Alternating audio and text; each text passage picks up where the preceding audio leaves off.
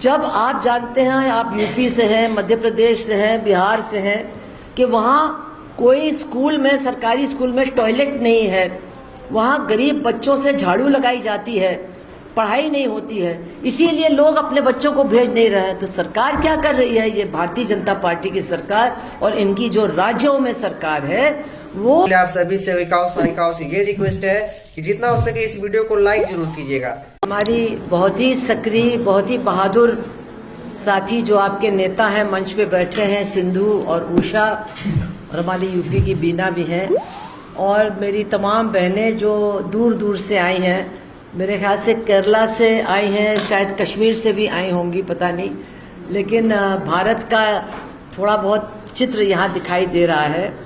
तो मैं भूल जाती हूँ बहुत सी बातों को। तो सबसे पहले तो मैं केरला की अपनी बहनों से कहना चाहती हूँ कि अभी सिंधु ने बहुत कुछ बताया कि केरला की सरकार कितनी मदद कर रही है, क्या क्या कर रही है, लेकिन मैं अपनी बहनों से कहना चाहती हूँ, आपकी जब छुट्टी मिले तो आप यूपी या मध्य प्रदेश जा कर के कम से कम 1 हफ्ता रह के आइए। जब तक आप वहाँ रह के नहीं आएंगी तब तक आपको समझ में नहीं आएगा कि केरला की सरकार और वहाँ की सरकारों के बीच में कितना बड़ा अंतर है, और आपको भी कितना उस सरकार को बचाने के लिए लड़ना चाहिए और उसको जिताने के लिए अगली बार लड़ना चाहिए। यही वो सरकार है अकेली पूरे देश में जो आंगनवाड़ी, आशा, तमाम जो महिलाएं इस तरह से काम कर रही हैं, उनको कुछ थोड़ा सम्मान देती है और उनकी कुछ मांगों को भी मानने की कोशिश करती है। और सबसे बड़ी बात यह है कि जो सरकार का हमला हो रहा है उस हमले के सामने भी हाथ नहीं खड़े कर रही है और आपकी नौकरियों को भी बचाने का काम कर रही है। तो यही मैं फिर कहूँगी, 1 हफ्ते की छुट्टी लेकर के आप जाइए यूपी ला पो, मध्य प्रदेश पो, अवड़े पोन नोकू एंदा सरकार एंदा अवड़े। हाँ, आप सभी सेविकाओं सहायिकाओं से ये रिक्वेस्ट है कि जितना हो सके इस वीडियो को लाइक जरूर कीजिएगा, जाके देख के आओ। तो आज मैं बहुत खुश हूँ कि आप लोगों ने हमें, हमारे संगठन को इनवाइट किया और मुझे आपके बीच में बोलने का मौका मिला, क्योंकि आपकी जो लड़ाई है वो बहुत बड़ी लड़ाई है और पूरे समाज के लिए एक लड़ाई है। आज ही मैं एक रिपोर्ट देख रही थी कि हमारे देश में जो बच्चा पैदा करने के समय महिला की मौत हो जाती है उसका दर कम हुआ है, कुपोषण का दर कम हुआ है, और जो बच्चे जब पैदा होते हैं यानी शिशु मौत दर भी पिछले 10-15 सालों में कम हुआ है।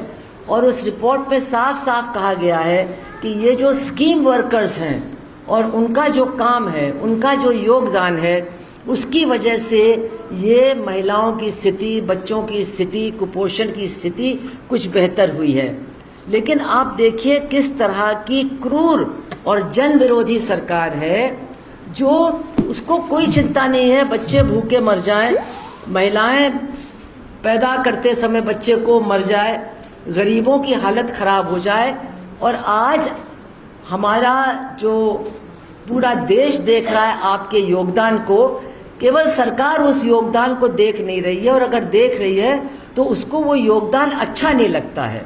अब तो मैं इस नतीजे पर पहुंची हूँ कि इस सरकार को जनहित में किया गया कोई भी काम बिल्कुल अच्छा नहीं लगता है, और इसीलिए वो चाहे मनरेगा हो उसको ख़त्म कर रहे हैं, चाहे राशन की व्यवस्था हो उसको ख़त्म कर रहे हैं, चाहे जो सरकारी अस्पतालों में होता था उसको बिल्कुल ख़त्म कर रहे हैं, और अब वो हाथ धो करके पीछे पड़ गए हैं कि ये जो स्कीम वर्कर्स हैं इनका भी काम हमको बिल्कुल समाप्त कर देना है।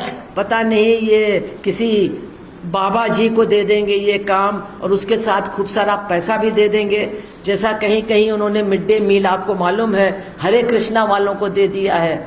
और वो हरे कृष्णा वाले ऐसे हैं कि केरला की सरकार तो बिरयानी भी खिलाने को तैयार है बच्चों को, और हरे कृष्णा वाले कहते हैं हम प्याज और लहसुन भी खाने में नहीं डालेंगे। मतलब उनको सुपोषण से कोई मतलब नहीं है, वो तो अपना एजेंडा आगे कर रहे हैं। और सरकार का भी वही एजेंडा है कि लोगों के बीच में ये तमाम धार्मिक भावनाएं, तमाम एक दूसरे के खिलाफ नफरत और उनके जो ये तमाम बाबा और उनके आश्रम और ये सब हैं, उन्हीं को पैसा दे करके ये सारी चीज़ें स्कूल से लेकर के आंगनवाड़ी केंद्र तक वो उन्हीं को दे देना चाहते हैं, ताकि वो जैसा चाहे करें। गरीब के पेट में कुछ नहीं जाएगा, लेकिन बाबा लोगों की जेब में, इन सब बदमाश लोगों की जेब में सरकार का पैसा भरपूर जाएगा। ये लगता है कि आज की सरकार का मकसद है, इसी रास्ते पर वो चल रहे हैं। इसलिए ये जो आपकी लड़ाई है, मैं शुरू में ही कहना चाहती हूँ, ये बहुत ज़बरदस्त लड़ाई है और निश्चित रूप से हमको ये पूरे समाज की लड़ाई बनानी है। जब तक हम पूरे समाज में जो मजदूर हैं, किसान हैं, जो महिलाओं के संगठन हैं, इन तमाम लोगों के बीच में जा कर के बताएंगे नहीं कि अगर ये हमारी योजनाएं समाप्त हो जाती हैं तो समाज के ऊपर कितना बुरा असर पड़ेगा। जब तक, क्योंकि बहुत से लोग कहते हैं हाँ ये तो अपनी नौकरी के लिए लड़ रही हैं। हम केवल नौकरी के लिए नहीं लड़ रहे हैं, हम समाज को जो थोड़ा बहुत लाभ एक सरकारी योजना से मिल रहा है, ऐसे ज़माने में जब लाभ दिन पर दिन कम होते जा रहे हैं, हम इस लाभ को बनाए रखना चाहते हैं, इसको और भी अच्छा बना करके ज़्यादा से ज़्यादा लोगों तक इसको पहुंचाना चाहते हैं। लेकिन आप जानते हैं, मुझे बताने की ज़रूरत नहीं है, सरकार इसके बिल्कुल ख़िलाफ़ है। और जो तमाम नए वो नियम ला रहे हैं कि हर चीज़ पर लोगों की फ़ोटो आनी चाहिए, ये होना चाहिए। अरे हमारे देश में औरतों के पास फ़ोन नहीं है, औरतों के पास खाने के लिए पैसा नहीं है, तो जब वो अपने फ़ोटो दिखा नहीं पाएंगी तो इसका मतलब है कि वो योजना से भी बाहर हो जाएंगी। और अभी बताया सिंधु ने कि पता नहीं कितनी लाख जो लाभार्थी थे वो अब योजना के बाहर हो गए हैं। ये क्या तरीका है सरकार का? न रहेगी बांस और न बजेगी बांसुरी। यही सरकार सरकारी स्कूलों को बंद कर रही है कि लोग अपने बच्चों को भेजना नहीं चाहते हैं। कैसे भेजेंगे जब 5 क्लास को पढ़ाने के लिए एक टीचर है और वो भी टेम्परेरी है। आप सभी सेविकाओं सहायिकाओं से ये रिक्वेस्ट है कि जितना हो सके इस वीडियो को लाइक जरूर कीजिएगा। जब आप जानते हैं, आप यूपी से हैं, मध्य प्रदेश से हैं, बिहार से हैं, कि वहाँ कोई स्कूल में, सरकारी स्कूल में टॉयलेट नहीं है, वहाँ गरीब बच्चों से झाड़ू लगाई जाती है, पढ़ाई नहीं होती है, इसीलिए लोग अपने बच्चों को भेज नहीं रहे हैं। तो सरकार क्या कर रही है? ये भारतीय जनता पार्टी की सरकार और इनकी जो राज्यों में सरकार है, वो ऐसी हालत बना रही है कि लोग अपने बच्चों को स्कूल में न भेजें। फिर वो कहेंगे भाई जब बच्चों को भेज ही नहीं रहे हैं तो हम इन स्कूलों को क्यों चलाएं। और आप देखेंगे ये स्कूल बंद करेंगे और दारू का ठेका वहाँ पर खोल देंगे, लेकिन गरीब बच्चों की पढ़ाई उनके माँ बाप के हाथ से बिल्कुल दूर हो जाएगी। इसी तरह से आंगनवाड़ी के लिए और जो इस स्कीम वर्कर्स का तमाम काम है, उसके लिए कुछ दिन बाद वो कहेंगे कि भाई जब लोग चाहते ही नहीं कि आंगनवाड़ी से उनको फ़ायदा मिले, जब लोग अपने बच्चों को भेजने ही नहीं चाहते हैं, जब जो माताएं हैं गर्भवती वो एक आंगनवाड़ी से बात करना ही नहीं चाहती हैं, तो फिर हम आंगनवाड़ी क्यों चलाएं? तब तो इस योजना को बंद करना ही ठीक है। लेकिन हमें ये जो उन्होंने आंकड़े दिए उससे समझना होगा कि जहां सरकार, कोई भी राज्य की सरकार इस स्कीम की मदद कर रही है, वहां कोई नहीं छोड़ रहा है। लेकिन जहां जहां सरकार इस स्कीम को जनता के लिए कठिन और बहुत मुसीबत भरी कर रही है, वहाँ निश्चित रूप से लाभार्थी हट रहे हैं, उनकी संख्या कम हो रही है। तो ये आंकड़ा भी बहुत ज़रूरी है। मैं आज आपसे एक बात कहना चाहती हूँ कि आपकी ये लड़ाई केवल उन लोगों की लड़ाई नहीं है जिनको, बच्चों को या जिनको आपकी योजनाओं से फ़ायदा मिला है। आपकी लड़ाई इस देश में एक बहुत बड़ी लड़ाई का हिस्सा है।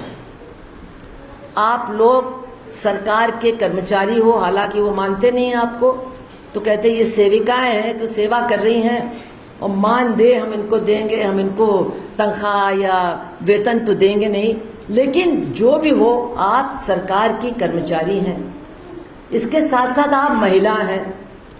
और मैंने आपके 2-3 क्लास भी लिए हैं, मुझे पता है कि आप लोग महिलाएं हैं जो हमारे समाज के, ख़ास तौर से ग्रामीण इलाके के जो गरीब हिस्से हैं और उसमें जो जाति उत्पीड़न से प्रभावित हिस्से हैं, दलित, पिछड़े, ज़्यादातर हमारी जो बहनें काम करती हैं इन योजनाओं में वो इन्हीं हिस्सों के हैं।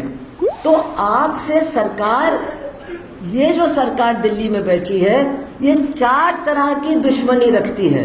और ये आई होप अच्छा लगा होगा। देखिए आप लोगों को अभी और मिलेगा, 2-3 एपिसोड और है, उसको मैं डाउनलोड करूंगा, उसके बाद एडिट करके आप लोग को वो भी देखना है, तो अभी टाइम लगेगा। इतना आप लोग देख चुके हैं, वीडियो को लाइक करें, सब्सक्राइब जरूर कर लें।